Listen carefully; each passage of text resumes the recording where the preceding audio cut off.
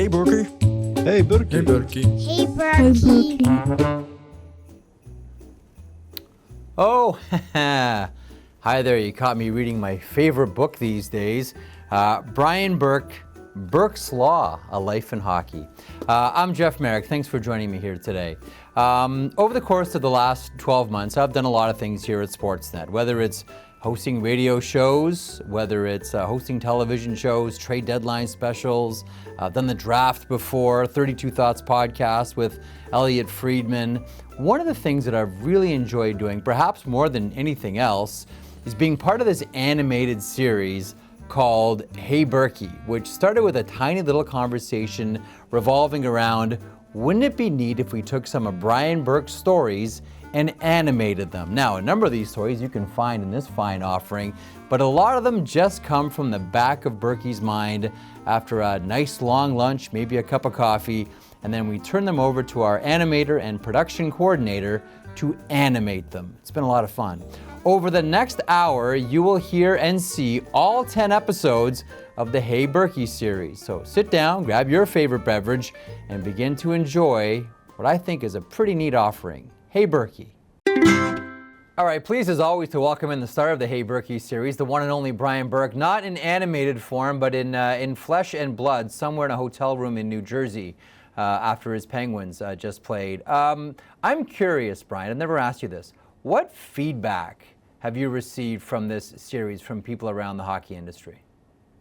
Well, an amazing amount. A lot of fans, a lot of people on the street will stop me and talk about it, but hockey people genuinely enjoy it. They watch it and they'll call me or text me after an episode and say, I just saw the episode about this or that.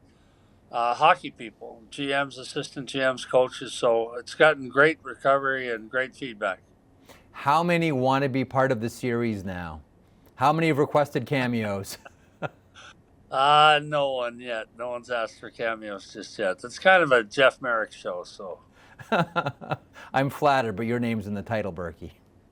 Yeah, well, it's people like it. I admit I didn't know how I'd like it, and then I watched the first episode and I enjoyed it. And I think the stories are stories that people like, and Yep. And I think it's been terrific. People love it, Burkie. People love it.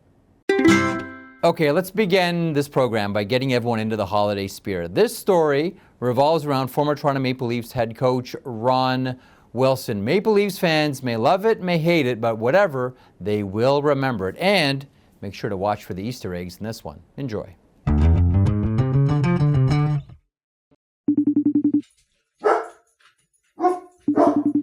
Astro, quiet, knock it off.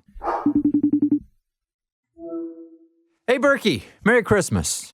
Merry Christmas, Jeff. Listen, since underneath my tree is a little bit quiet this season, why don't you tell me the story of Ron Wilson's Christmas morning tweet?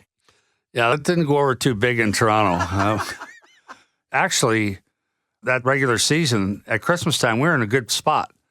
And then it went all horribly wrong. But he tweeted out that he got a contract extension. It was kind of smug, and people didn't like it. Well, hang on. Let's rewind here.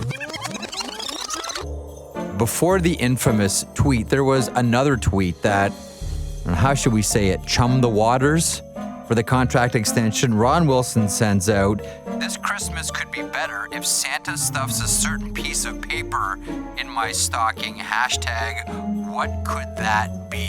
And it was ill-advised. You didn't know he was going to do it? No, I didn't know he was going to do it. And then he tweeted out on Christmas Day that He came. Remember saying that as a little kid? Well, he did. I got a new Red Ryder BB gun. Oh man, I love that movie. Great movie. And a contract extension. What did you think when you saw that? I thought people are going to hate this. I thought we were going to do it quietly, but it was fine. I tweeted out right after, congratulations, Ron. But I knew people wouldn't like it. Like, Ronnie wasn't well liked by that point in time. And it played out as poorly as it could possibly play out.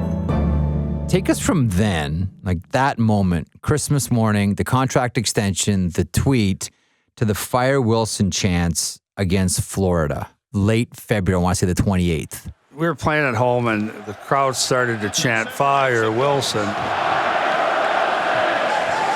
into the corner. Trying to get to it.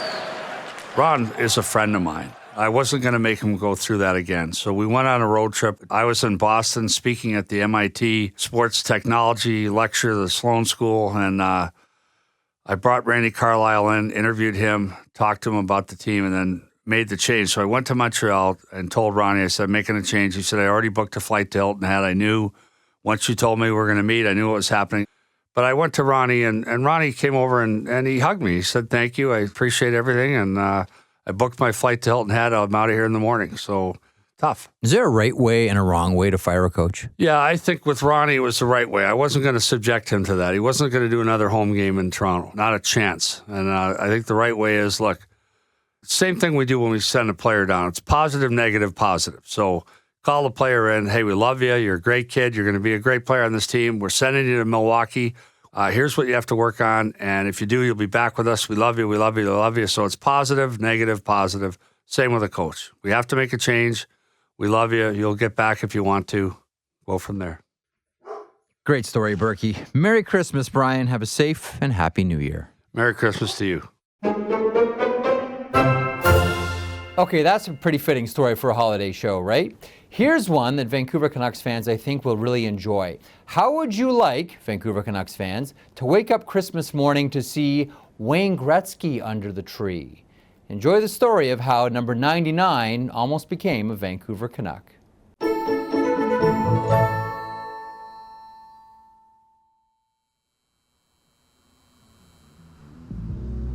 Hey guys, on set in 30.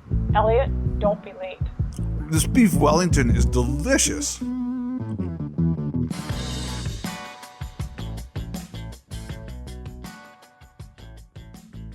Hey, Burkie, you know, I've always wondered, how did the Gretzky to Vancouver thing come about? So we heard Gretzky was going to be traded, and Arthur Griffiths, who's the son of Frank, the owner, Arthur comes in one day and says that Pocklington had called him and we could get Wayne Gretzky. And it was $25 million and Kirk McLean and Greg Adams and 3 first-round picks. It was crazy, the price tag. So Pat says to me, figure out if we can afford this. So I went home that night. We only had, I think, 12 suites at the Pacific Coliseum. They're stuck up on one end. So we couldn't milk any revenue out of it. I think our top ticket that year was $30. And so we're trying to figure out if we went to $35, could we cover the money? And I just could not make it work. And I didn't like the price tag. I didn't like Kirk McLean, who was a star for us. Greg Adams was a star for us. You didn't like giving him up. We can't do this. So I went back the next day and I said to Pat and Arthur, I said, we can't do this. I can't recover the money for one thing, but I can't justify the price. And Arthur agreed. He's like, yeah, it's too much. So they made the deal with LA, but there was a headline in the paper that Burke says no to Gretzky. Great headline. I would have loved to have Wayne Gretzky on my team, but I said to Pat, can you go back to Pocklington and opt for 2 first-round picks and maybe one of those players? But it was the money. I don't think LA paid 25. I think they paid more in players and $15 million cash. But we couldn't do it, and I got fried for it in the paper. I got hammered for it for saying no to Wayne Gretzky. And that trade galvanized hockey in the United States. We still look at the effects of the Gretzky trade. We still see them now. I remember where I was the day that John F. Kennedy was shot. I was home from school. I was sick. I remember it came on TV, John F. Kennedy assassinated. I remember where I was when Gretzky got traded. I remember thinking, this is a game changer, and it changed hockey in the United States forever. What would it have done for Vancouver? Just would have made us a lot better. He's such a great player. So Bob McCammon worked for Vancouver the year before he worked for us. He was our coach the first year in Vancouver. So we were playing Edmonton, and we played the night before, so we didn't skate. So Bob McCammon told me, my son Patrick used to take him out on the ice before games. Bob McCammon said, look, Edmonton's skating at 11:30, so be on the ice at 11:25. So I'm out on the ice with Patrick, no lights on, dim building, right? The TV lights aren't on, and out on the ice comes Wayne Gretzky. And he comes over, he goes, hey, Mr. Burke. And I'm like, hey, Wayne, how are you? He says, Patrick, here, let's pass the puck. My kid, he's 5 years old, skating around the ice with Wayne Gretzky. So I got off the ice. I don't belong on the ice with Wayne Gretzky. So I went and sat on the bench, and he skated around with Patrick for 5 minutes, and then Mess comes out, and Glenn Anderson comes out, and they're all coming out. So I said, Patrick, come on off the ice. But that's Wayne. I'm sure he doesn't remember. He probably did it for 1,000 kids like that, but my son will never forget that. The fact that you left the ice when Wayne stepped on may be the most Burkiest of Burkie stories we've ever heard. If you're Brian Burke, you can't be on the ice with Wayne Gretzky. Not for me.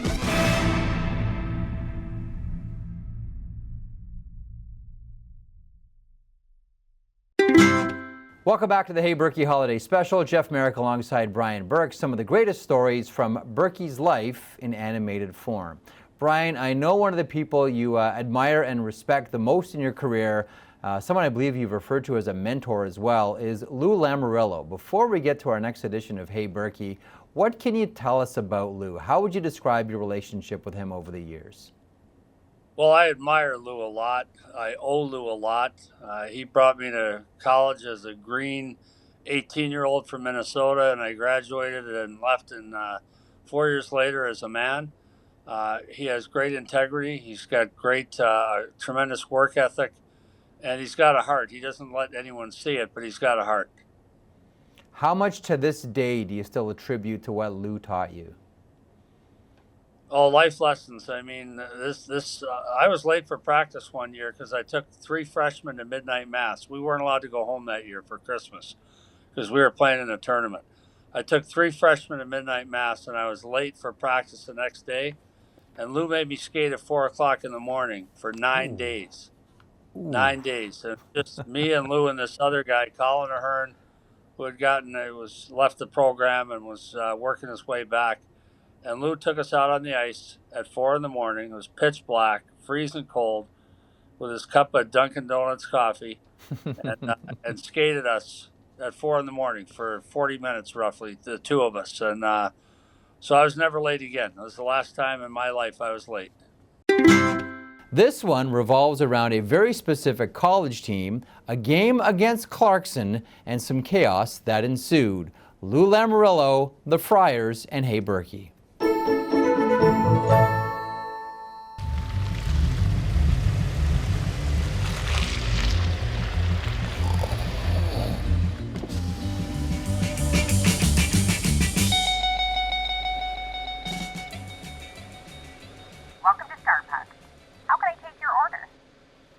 Let's see. I'll have a grande dark roast with steamed almond milk, please.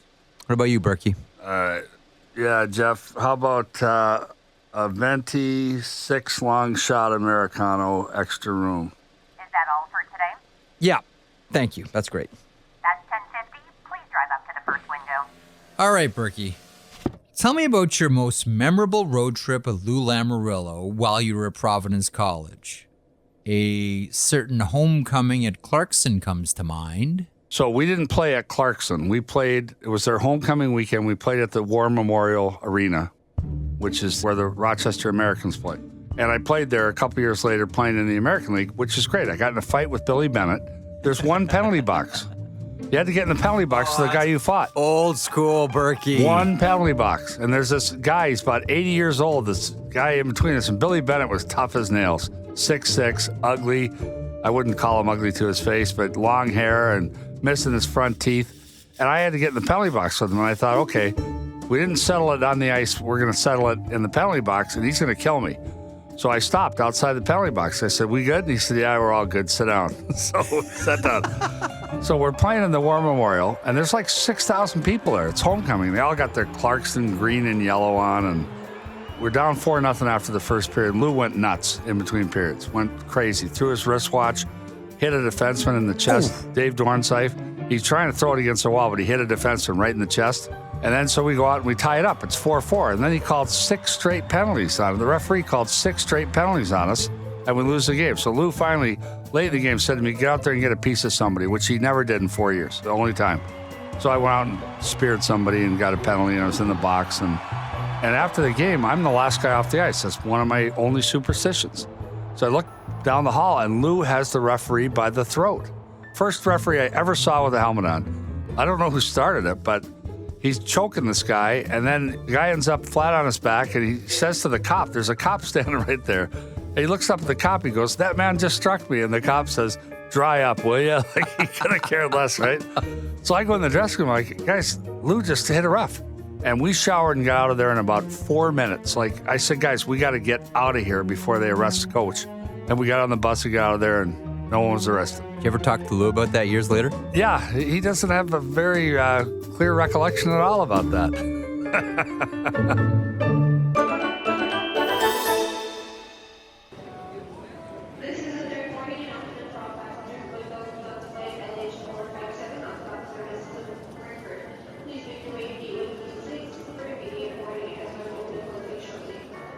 Hey, Burkie, I know you love Vancouver, but even before you took a job there, you'd been to Vancouver a couple of different times, right?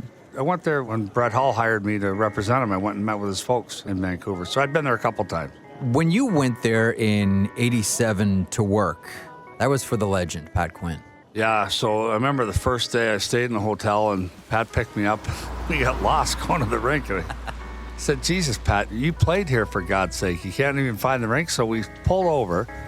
And the guy walking on the street that we asked for directions was one of our minor officials, Torino. Torino says, hey, Pat, how are you? Hey, Brian, welcome to Vancouver. He told us how to get to the rink. I'm like, Pat, you played here. How can you not know where the rink is? But yeah, it was a magical time. That first summer was crazy working for Pat. It's like a laundry list of people that Pat, how shall I say it, graduated to the NHL, whether it's Steve Tambellini, whether it's you, whether it's George McPhee. There's a long list, and there's always good stories around Dave Nonis as well. Well, Dave Nonis is very practical. Like if I called Dave right now and said, I need you to find me and this is before the internet, a 1955 Chevy Impala in mint condition, he'd say, give me an hour. That's great. So we were the first team to do computer scouting, right? So when I got there, scouts would mail in these written forms. Like, so Jeff Marek, okay, I'm doing a scout. He plays for Oshawa. Here's the skating, here's the shot. A secretary would have to enter it into the computer. And so I said to Dave Nonis, how do we eliminate that step? Like, why can't we file on computers? He said, we can. So this is before anyone did this. So we bought these guys laptops. They weighed about 35 pounds. You had that, when you try to get on the internet, you try to join the modem. And these guys would have to file after 11 o'clock. So they'd go back. I'd wait till the phone rates went down. After 11 o'clock, they would file their reports. And so So you would wait till 11? I made them do it after 11, so the phone charges were cheaper. So the guys were all down on the bar. So you're at a game in Saskatoon, there's maybe 40 scouts there. They're all down on the bar, and our scouts are up filing their reports on the computer. But every team did it. Within 12 months, every team had switched over to laptops. So again, these laptops were clunky and huge. It And must have been expensive then, too. $8,000. $8,000? Per. Did you have a tree in the backyard you guys pulled money off of for these things? I went to Pat and I said, look, Pat, we have a chance to revolutionize scouting in the National Hockey League. He said, figure it out, find the money. So we bought all of our scouts, these computers, and Dave Nonis found a guy to alter the software and do it. And every team followed suit within 12 months.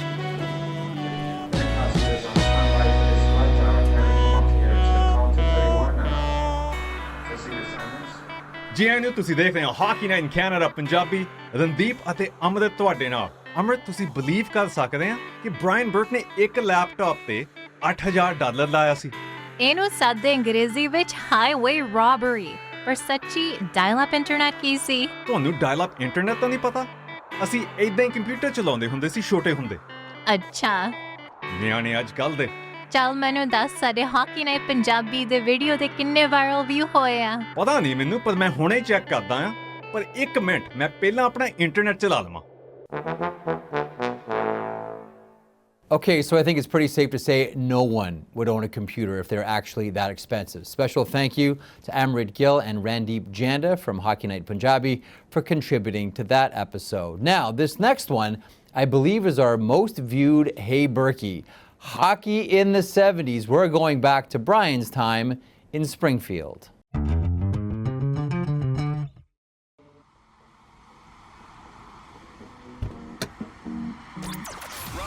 And Mocha on Kiss 92.5.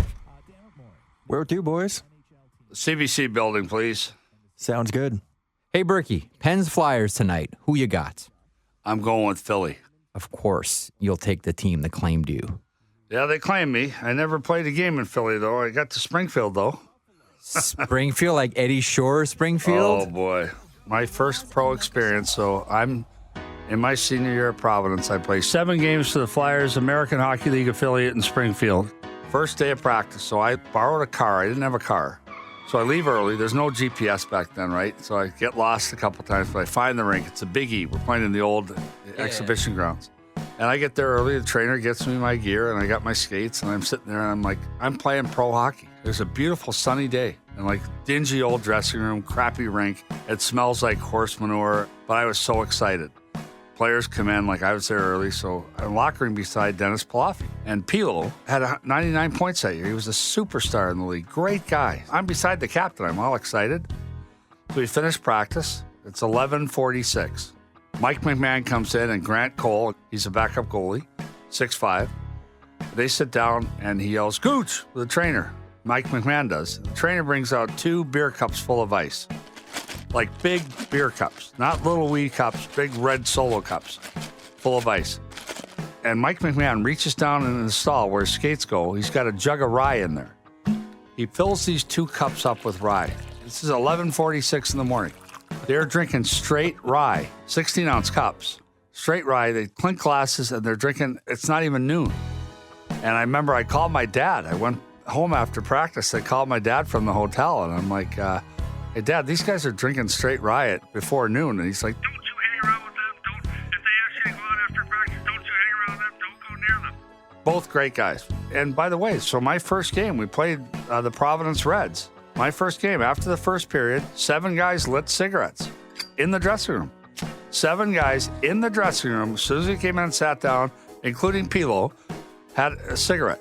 Slapshot came out right after that. And I'm like, I just lived this movie. This is a documentary. First road trip, we're going down to Hershey. So the trainer comes to me, Gooch comes to me and says, "How much beer you want for the trip?" And I'm like, "Well, how much did the other guys get?" And he said, 2 6-packs. So I said, okay. So I paid him, gave him $3, 2 6-packs back then. They put 4 flats of beer on the bus for the team. And then all the extra beer. You had to walk on the seat handles to get past the beer. They had bags of ice on top of it. You had to walk on the seat handles to get past this mountain of beer. And we drank it all. Trust me, before we got to the Delaware Water Gap in Hershey, we drank all the beer. It was crazy. What did you think pro hockey was going to be like? I'm sure you didn't think it was going to be Ryan Smokes. I didn't know anything. I was so green. The kids will be all right. Welcome back to the Roz and Mocha Show on Kiss 92.5. Bonjour, bonjour, straight out of Montreal. Bussy in the bass for kids. I gotta say, man, the 70s sounded like a trip. Beer on the bus. Yeah, but like $6 a case. Why not? Okay, cigarettes in the locker room, like athletes. Yeah, but only during intermission. Solo cups, like not a shot of rye. Solo cups full of rye. What? How do you expect them to hydrate? They always tell athletes, right? In between periods or whatever? Gotta stay wet. Man, what a time. A special thanks to Roz and Mocha from Kiss 92.5 in Toronto for help in that episode. Hey, have you ever wondered what it was like being the director of player safety in the NHL in the 90s? As we go to break, here's a glimpse. Yes, Brian had that business card once upon a time.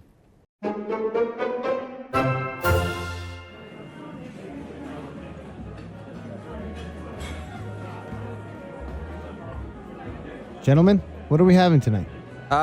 Give me a virgin purple Viking with a bruised cucumber, please. Yeah, I'll do a double Bacardi and Diet Coke. Oh, sounds good. You know what, Burkie? I was wondering, you probably weren't the most popular guy in the NHL when you had the sheriff's badge and ran the department that we now know of as the Department of Player Safety.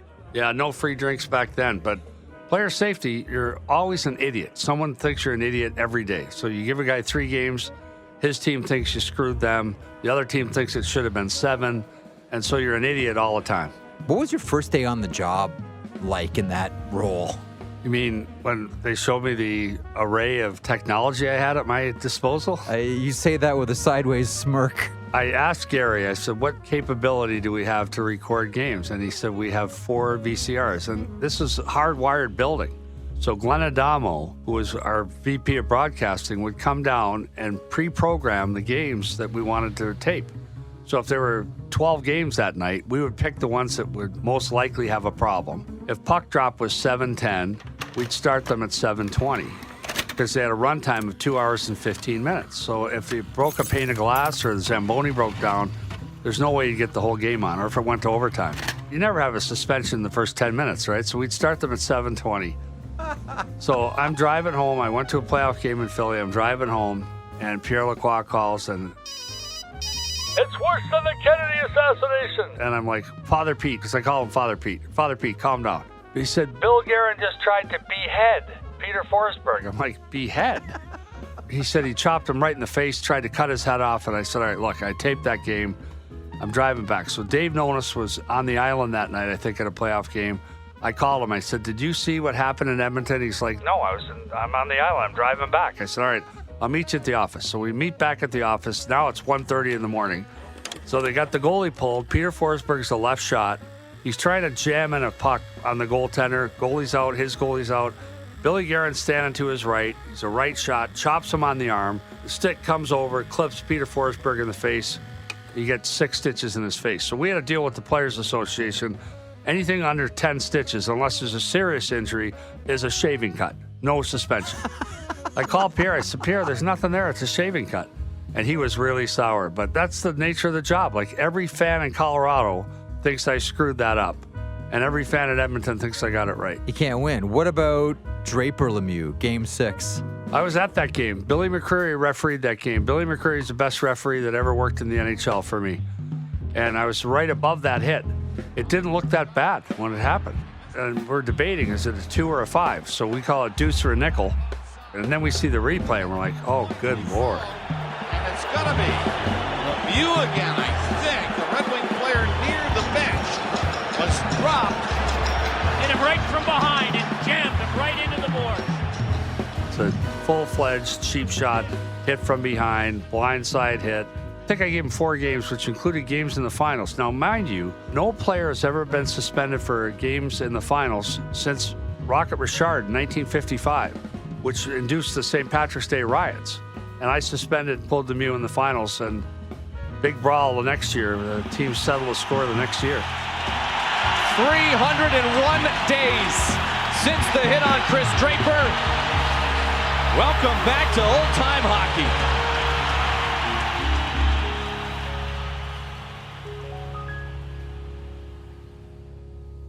The Red Wings and the Avalanche met in the 3rd round of the playoffs in 2002, and the Red Wings beat Colorado 7-0 in Game 7 to advance to the finals. And when the game was over, Pierre walked into our locker room, walked down into the far end, and congratulated me on our series win.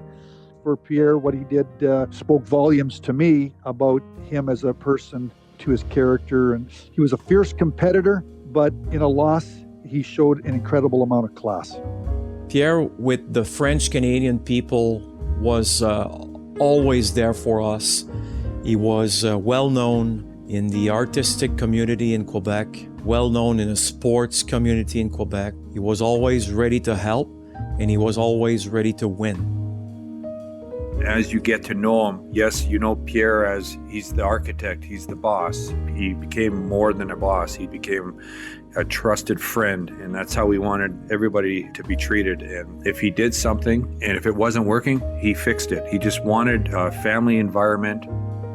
If there's one thing, that I remember from him passing along and that I pass along to my kids, is a French expression. It's called gros bon sens, which means big common sense. And I think Pierre did his businesses that way. I think he was a manager that way, and he was certainly a father that way, and a husband and a grandpa. And I think that that's a big thing that we're going to try to pass along to generations and generations to go with the Lacroix last name.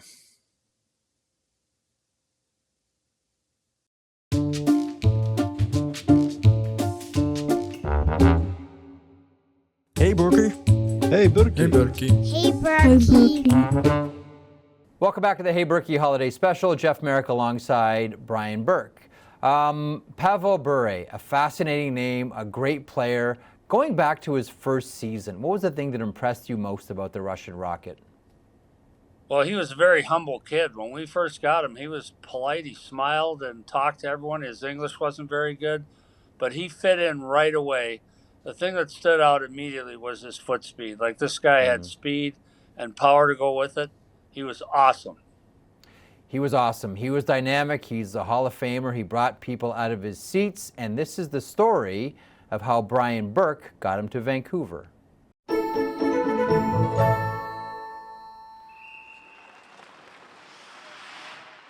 Hey, Burkie, when I say the name Mike Penny, what comes to mind? Gee, Mike Penny, it's Pavel Bure. I mean, Pavel Bure? Yeah, Mike Penny did a lot of great work in Vancouver. He drafted Trevor Linden. He drafted Peter Nedved. But the one that he really deserves the most credit for is Pavel Bure. So Pavel Bure, his draft year, the information that Central Scouting distributed to teams was that he played in 9 games in the top league in Russia. And you had to play in 10 games to be eligible to go in the first 3 rounds. So we took him in the 6th round because Mike had information that he had played 2 additional games in St. Petersburg. We had the game sheets in Cyrillic alphabet. Like, it didn't even read Pavel Bure. But we had these game sheets that he played 11 games, so he was eligible in any round. Otherwise, you had to take him in the first 3 rounds. So we took him, and people went nuts on the draft floor. People stormed the stage. Like, people were standing, yelling at Mr. Gregory, the late, great Jim Gregory, screaming at him. He's not eligible, he's not eligible. And Mr. Gregory's like, guys, they can take whomever they like. Like, I could draft Jeff Marek tomorrow if I want. But if it's not an eligible pick, the pick doesn't stand. Right. So they said, look, we'll investigate it. So anyway, the draft was in Vancouver the following summer. And it was the biggest attendance ever at a draft because we had a threat of a labor dispute at Pacific Coliseum. So we had the draft at BC Place, the football stadium. Yeah. So there are 32,000 people Huge, there. yeah. But the night before, we're in our suite, and Pat's smoking a cigar. We got all the scouts. We're taking Peter Nedved. We had the 2nd overall pick, I think it was. So we get a knock on the door. It's Gil Stein, who was the right-hand man to John Ziegler at the time, hands us a press release that they've upheld the pick. So now we get Pavel Bure awarded to the Vancouver Canucks 12 months after the draft. We got Peter Nedved and Sean Antosky, like the best 24-hour period ever for the Vancouver Canucks. But how did you get him to Vancouver? Well, we had to sue the Russians. We handpicked a jurisdiction. We looked at all 50 states and said, where's the best case law? And it was Michigan, because Pavel had signed as a 17-year-old, but his dad had co-signed as his guardian. So we had to find a state that was favorable to voiding contracts signed by 17-year-olds. Michigan had the best case law. They had 3 or 4 cases on this. We didn't think the Russians would answer. Like, so if I sue you, Jeff, in Iowa, there's no jurisdiction. You just ignore it. But they answered. They filed a response. I'm like, okay, now we got him. Great. Now it's all about money. Now we got the guy. So we were 3 days in court with the judge. The judge was Kathleen McDonald, a tough Irish lady, really smart lady. I really liked her. So we got him free for $250,000. And then I remember Pavel was training in Spokane with his brother Valeri, and he went to Spokane to get his gear, and I met him in Seattle. We went to the consulate, got his paperwork done, and then I was going to fly with him to Vancouver, but we heard there was a big scene at the airport. There's already a big scrum, so we just drove. Never forget this, going through the bridge, and I got my passport, and then I got Pavel, and the guy knew who Pavel was. He was like, Jesus, Pavel Bure. We're driving up, and Pavel's like, what's that? I'm like, mountain. And he says, mountain in broken English, right? And then river, bridge, car. Like, he's working on his English. As we're driving to the rink, I'm like, this kid's going to be just fine. At what point did he get the paycheck? I think the communists were the best capitalists in the world. You know, if you ask anyone around the NHL what the nature of relationships are between general managers in the league, they'll tell you something along the lines of, well, it's complicated. Here's a 2-part series documenting one relationship that Burkie had that started out very good, then went very, very bad, and by the end became very good again. This isn't training camp 20 years ago, okay? You got to start fit, start strong. Let's go. Whew, tough set. Hey, Burkie, how closely did your staff monitor a player's weight throughout the season? Well, generally, a player has to weigh in every day in his own honor system, and he writes his weight down. But then 1 day a week, an assistant coach watches him weigh in, usually the strength coach. How do the guys feel about that? Well, most players don't have a problem with their weight. I've only had a few who did, going way back in the day when I played. A lot of guys had weight problems, but in the modern era, it's very rare to have a player that fights his weight. Those were the days where training camp was used to get the barrel off, right? Yeah, I remember my one training camp with the Flyers, Moose DuPont sitting in the sauna with a trash bag on, trying to make weight. A lot of guys came to camp and used training camp to get in shape. It was a month long, and they'd use the first 2 weeks to get in shape. It was funny. You had a great story about Dustin Penner with Anaheim and trying to shave down the Toledos. Okay, everyone, we have one more hill and then our final sprint of the day. Let's go. Dustin Penner was a big guy, 6'4", 240, and he fought his weight all the time. He had a good lifestyle in terms of he wasn't a big drinker or anything, but he'd only have a bucket of beer and a bucket of wings, and he gained 8 pounds in a day. Like, he could fluctuate that much. So we were riding the bike, me, Randy Carlisle, and Bob Murray were riding stationary bikes in the gym, and he came in and he saw us, and he tried to go back out, and Randy yelled at him, "Get on that scale, you fat," it's like we can't say what he said. But he got on the scale, but he turned his back to us, so we couldn't see the weight. And Randy started screaming at him, "If you're not under 240, you're not playing tomorrow." He said, "Yeah, I'm good to go, coach," and ran off. And Randy thought he was lying, so he had the strength coach weigh him the next day, but he was actually under 240, so he got to play. Yes, let's go. 30-second rest, and then we're into our final sprint. Empty the tank. There was always the suspicion, I would imagine you would have had it in the back of your mind too, that at the end of the season, he was getting offer sheeted. I mean, everyone was talking about it all year. Yeah, we were up against the cap. We knew we were at risk. We didn't know what team it would be, and we didn't know what player it would be, but that was the logical target. We actually resigned ourselves to losing him, so we weren't totally surprised when it happened, just surprised how it happened. We're going to start slow, like the Senators, then we're going to move our way up, okay? You've always maintained that offer sheets are a waste of time, that it messes up the entire salary structure of the league. Like, this has happened before. Like, there are infamous stories of, Bob Gainey and Serge Savard almost going at it over a signing that drove up prices for everybody, right? For sure. I was at that meeting, and I thought they were going to fight. They were chest to chest, and I started moving tables out of the way because I thought they were going to fight. And Gary Bettman, who was a new commissioner then, he was his first year with the league, and he said, "What are we going to do?" I said, "Well, we're going to watch." No, but my objection to Dustin Penner signing at the time was I still had to sign Getzlaf and Perry, who were real players, 200-foot players, 82-game players, and Dustin Penner was a part-time guy, highly skilled and a good guy, but a part-time player. And now I got to pay those guys on top of what they paid him. That's why I was mad. How did you find out? Well, I got a fax from the league. That's what set me off, was just the etiquette of, if you're going to claim a guy on waivers, you don't just claim him. You call the team and say, "Look, we put in a claim." And if you're going to offer sheet a guy, I felt Kevin could have picked up the phone and told me. So I snapped. And you made Edmonton wait it out. I made him wait the 7 days, even though we knew we couldn't match right away. So as I recall, I made him wait. I wanted to. So what happened next? Well...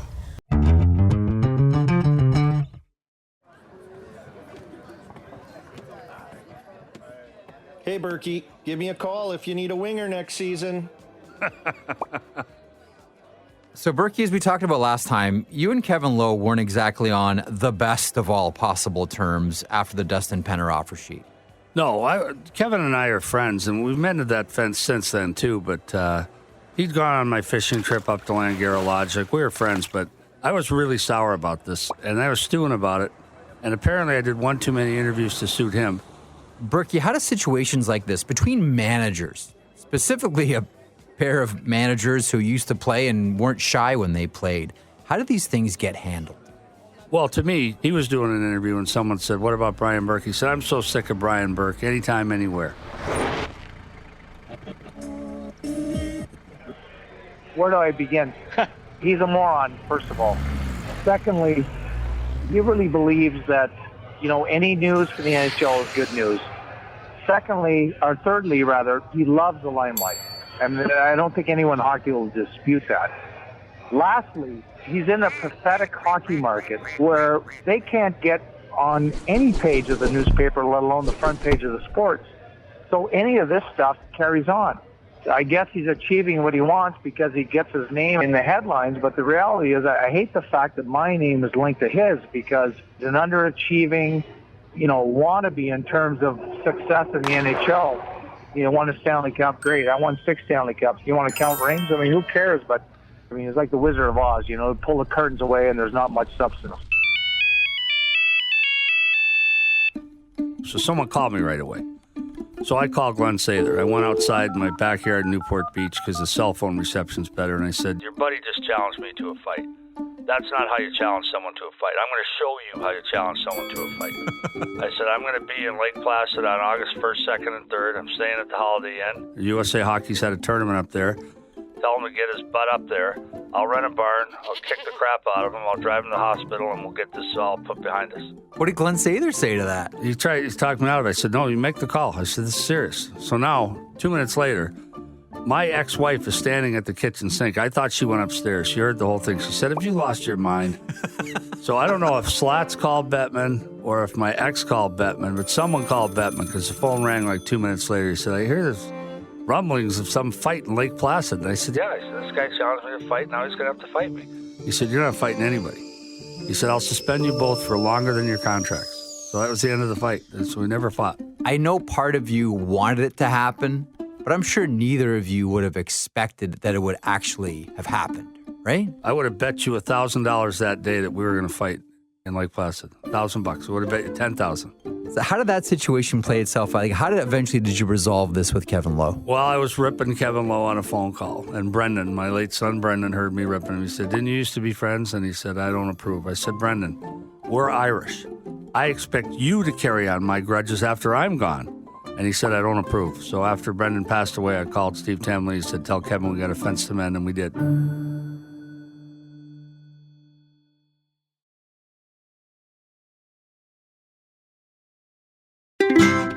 Brian, this has been a lot of fun. As we wrap things up, do you have a holiday message for everyone out there? I do. It's been a tough and difficult, trying time for everybody the last little bit. We all know that. But I hope everyone has a wonderful coming year. I hope they have a Merry Christmas and a Happy New Year. And I hope the year is filled with blessings for everyone and their families. Health and happiness to yours, Burkie. Great job as always. Thank you. Now, safe to say, we've saved the best episode for the last. Yes, it is the draft story of the Sedins. Oh, by the way, did you know that Brian drafted Henrik and Daniel? I think he may have mentioned it once or twice. Before we leave you with the episode, a special happy holidays from all of us here at Sportsnet to you. Hope this holiday season is a great one for you and your loved ones. With that, we'll remind you, Season 2 of Hey Burkie is on the horizon. But before we get there, enjoy the story of the Sedins, as told by Brian Burke on Hey Burkie. Create the new. The future stars of the NHL are putting on their Adidas Adi-Zero authentic NHL jerseys for the first time ever. Hey, Burkie, remember what happened the last time the draft was in Boston? How could I forget that one? Take us back to 99, Burkie. 1999 NHL draft. The 1999 first round is the worst first round in the history of the National Hockey League. Early in the year, Thomas Gerdin, who was their Swedish scout, he said, "You got to get these two brothers. They play together. They're identical twins." And so everyone talked about the Sedins and the twins. And I went to watch them at the World Juniors, which were in Winnipeg that year. And they weren't very good against Canada. They got a lot of points against, Bulgaria and Antarctica and some of the other teams that were in the tournament, but not against the good teams. So I told our scouts I'm trading the pick. So at the end of the year, I get a fax at 6 o'clock in the morning. Team Sweden announces their team for the World Championships. The twins are on the team. Oh. Well, they don't take 18-year-olds to that tournament. You know that, even to this day. Yep. But in general, it's men. So Thomas Gerdin called me and he said, "Did you see who made the team?" I said, "Yeah, who got hurt?" He said, "No one got hurt. They made the team on their own merit." So I said, "Okay, I'm going to come over and watch them play, and then we're going to drop this nonsense. I'm trading the pick." So we had the third pick overall. So there's two pools in the World Championship. One's in Hamar and one's in Oslo. The twins are playing in Hamar, the 2-hour drive. So I carpool up with Chicago, who have the fourth pick in the draft. So they're seeing the same thing I saw. Trent Yanni, Dale Talon, Bob Murray, and me in a Mercedes, like a SUV. It's the most beautiful drive in the world. You're driving along a cliffside on a fjord up to Hamar. Just stunning, breathtaking. Nice. Well, first shift, you see it with this twin thing that they do. And I don't know what else to call it, but they're passing pucks to areas where no one's anywhere near the puck, and one of them skates right onto it. And I was like, good Lord, now I get it. Now I see why Thomas Gerdin said we have to get these guys. The problem is the Chicago Blackhawks saw the same thing I did, and they're all good talent evaluators, those three guys. So we're driving back, and they're saying, boy, those twins are pretty good. I'm like, I don't know. I'm not sold on them. And So we come back, and on Father's Day, I'll never forget. And when I was with the kids, I never had the phone on. But I said, I got a big deal going here today. So I step outside, it's Pavel Bure, I make the deal. Brian McCabe and a first for the pick. And he tried to get my pick first. He said, would you trade me 3? I said, no, but you're going to trade me 4. And he said, it's going to cost you a fortune. So Brian McCabe, I hated trading him. He was in his prime then. A great kid, great player. So now I got 3 and 4. So the night before the draft, I finally told Rick Dudley, who had number 1, that we had 3 and 4.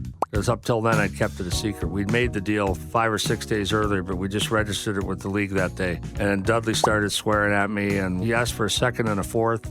I said, I'll give you 2/3. I'm not giving you a second. And we didn't make the deal. I went to bed not having the deal. And I thought, I'm getting fired for sure. I just traded Brian McCabe and a first for Pavel Bure, who was the next pick in the draft. Yep. So I get to the draft early. Dave Nonis and I are always the first ones at the draft. We're there 3 hours before. No one's on the floor but us. So Dudley comes over, we make the deal. So Jay Feaster was the assistant GM, and Dave Nonis go back and meet with the league. They're doing the trade call. So I stroll over to Atlanta's table. I said to Donnie Waddell, do you want to be the star of the draft? Donnie said, well, I've seen you running around. I have a pretty good idea who's going to be the star of this draft. I said, do you want to pick first? Ted Turner was there. Ted Turner was at the draft. It was their first draft. No expansion team had ever picked first overall. So he said, what do I have to pay to pick first overall? I said, I've been spending draft picks like a drunken sailor. I need a third back. So we did the deal. Vancouver Canucks are very proud to select for Marshall Spink, Team Moto of the Swedish Elite League, Daniel and Henrik Sedin. Patrick Stefan went first. He was picked first. The Twins went second and third. I went up there. I didn't know which one was which. I just held out 2 sweaters, and they grabbed one. I hope the right one. That's why they wear 22 and 33. They wanted to wear high numbers. I said, no, take 22 and 33. But if people who say you're so smart, it was a sheer genius how you pulled it off. I drafted them in the wrong sequence. Hank was a better player than Danny, and we took Danny first. What was your first conversation like with them? Well, we interviewed them at the draft, but the scouts interviewed them, and I talked to them briefly there, but the main thing was the night before the draft, it's a hot June night in Boston. And my ex-wife and I went for a walk. And we're walking up by Back Bay, and we bumped into the Twins not once, but twice. Hey, Burkie. And my wife said, it's an omen. You're going to get those kids tomorrow. And I'm like, I hope so. But they're so polite, and it's just maddening to talk to them. Why is that? I told Danny once, I said, my worst nightmare would be to go fishing with you. Because you ask them a question, and they don't answer right away. They have a polite pause while they ponder an appropriate answer, and then they give you a one-word answer anyway. So it's like I say, Danny, how's it going? Okay. How are your parents? All right. I'm running out of questions here, kids.